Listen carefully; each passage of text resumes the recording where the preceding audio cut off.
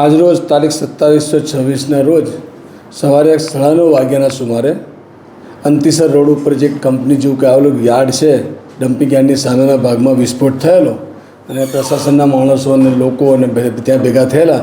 ત્યાં જોયું તો એકચ્યુઅલી જે ફેક્ટરી હતી તે વિસ્ફોટક ફટાકડાની નથી, પરંતુ ફટાકડામાં જે કાર્બન ડિવેટ લગાડવામાં આવે છે એ ડિવેટ બનાવવાની ફેક્ટરી હતી જેવું હતું. ત્યાં આગળ એ બધા ત્યાં સાધનો પડેલા હતા.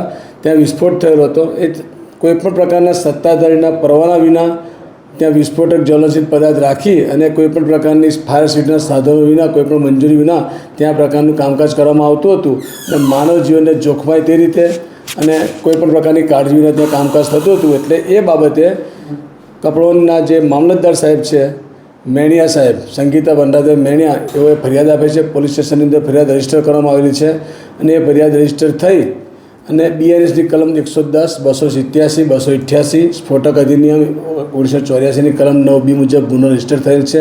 એની તપાસ SOGના PI DD સિમ્પી સાહેબને સોંપી દેવામાં આવેલ છે.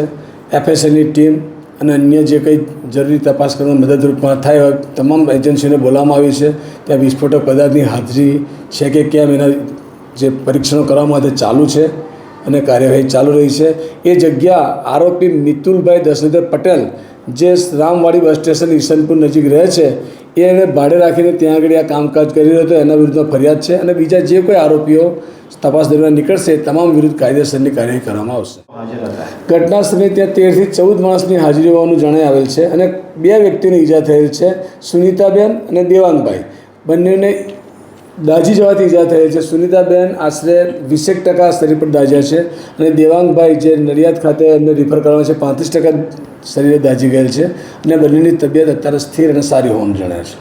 સાહેબ, સ્ફોટક પદાર્થો જે મળી આવશે તો એને નાશ કરવાની પ્રોસિજર કઈ રીતના? નિયમ અનુસાર સરકારી કાયદા મુજબ જે નિયમ નાશ કરવાની પ્રોસેસ છે એ પ્રોસેસ કરવામાં આવશે.